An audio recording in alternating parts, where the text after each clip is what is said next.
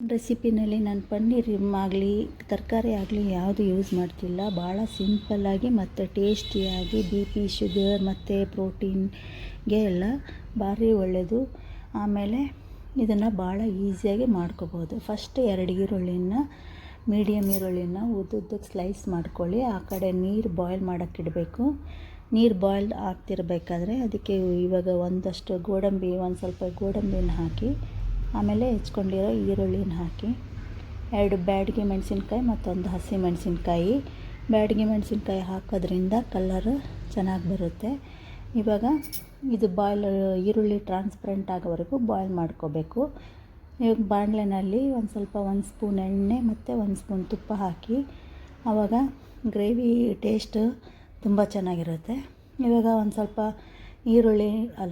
ಬೆಳ್ಳುಳ್ಳಿನ ಸಣ್ಣದಾಗಿ ಕಟ್ ಮಾಡಿಕೊಂಡು, ಶುಂಠಿನೂ ಕಟ್ ಮಾಡಿಕೊಂಡು ಅದಕ್ಕೆ ಹಾಕಿ ಸ್ವಲ್ಪ ಕೆಂಪಗಾಗೋವರೆಗೂ ಹುರಿಬೇಕು.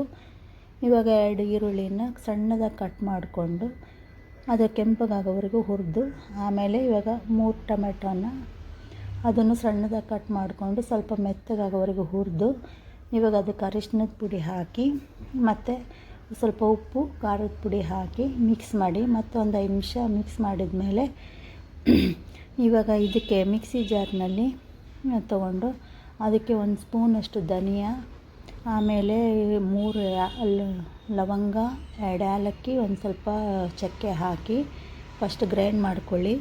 ಆಮೇಲೆ ಗ್ರೈಂಡ್ ಮಾಡಾದ್ಮೇಲೆ ಇದಕ್ಕೆ ಬೇಯಿಸಿರೋ ಈರುಳ್ಳಿ ಮತ್ತು ಗೋಡಂಬಿನ ಹಾಕಿ ಅದನ್ನು ಗ್ರೈಂಡ್ ಮಾಡ್ಕೋಬೇಕು. ನೈಸ್ ಪೇಸ್ಟ್ ಮಾಡ್ಕೋಬೇಕು. ನೈಸ್ ಪೇಸ್ಟ್ ಮಾಡ್ಕೊಂಡ್ಮೇಲೆ ಇವಾಗ ಟೊಮೆಟೊ ಇದಕ್ಕೆ ಹಾಕಿ ಮತ್ತು ಒಂದು 5 ನಿಮಿಷ ಬಾಯ್ಲ್ ಮಾಡಿ. ಬಾಯ್ಲ್ ಆದಮೇಲೆ ಇವಾಗ ಮತ್ತೆ ಬಾಣಲೆನಲ್ಲಿ ಒಂದು ಸ್ವಲ್ಪ ಎಣ್ಣೆ ಮತ್ತು ತುಪ್ಪ ಹಾಕಿ ಇದಕ್ಕೆ ಇವಾಗ ಕ್ಯಾಶ್ಯೂ ನಟ್ ಹಾಕಿ ಅದನ್ನು ಸ್ವಲ್ಪ ಗೋಲ್ಡನ್ ಬ್ರೌನ್ ಬರೋವರೆಗೂ ಕೆಂಪಗೆ ಹುರ್ಕೋಬೇಕು. ಇವಾಗ ನಾನಿಲ್ಲಿ ಕ್ಯಾಶ್ಯೂ ನಟ್ ಮಖಾನ ಕರಿ ಮಾಡ್ತಾಯಿದ್ದೀನಿ. ಇದು ಮಖಾನ ವಾರಕ್ಕಾದರೂ ತಿಂಗಳಿಗಾದರೂ ತಿನ್ನಿ, ಆರೋಗ್ಯಕ್ಕೆ ಒಳ್ಳೆಯದು.